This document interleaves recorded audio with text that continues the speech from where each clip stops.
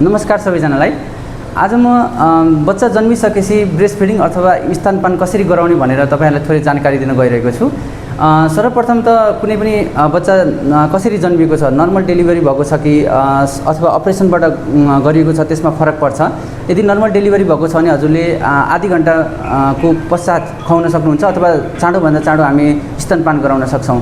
त्यस्तै गरेर यदि बच्चा चाहिँ अपरेसनबाट भएको छ भने नर्मली हामी 2 देखि 3 घण्टा जब आमालाई जब सहज हुन्छ तब हामी चाहिँ मजाले दुध पिलाउन सक्छौं।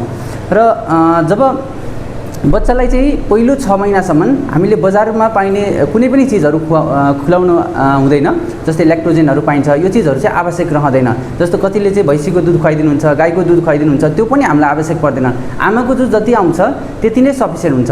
तर एउटा कुरा के ख्याल राख्नुपर्छ भने बच्चालाई चाहिँ दिनमा कम्तिमा पनि 8 देखि 10 पटक र बच्चा चाहिँ जबसम्म 20 मिनेटसम्म चाहिँ जबसम्म बच्चा अगाउँदैन तबसम्म चाहिँ हामीले पिलाउनु पर्छ। र बच्चाले चाहिँ दुध पिउँदा फेरि कसरी अगायो कि नै अथवा सन्तुष्ट भयो कि नै भनेर थाहा पाउनको लागि चाहिँ बच्चा चाहिँ दुध पिलाएपछि 2 घण्टासम्म आनन्दले सुत्छ र उसले चाहिँ पिसाब पनि पटक पटक गरिरहेको हुन्छ।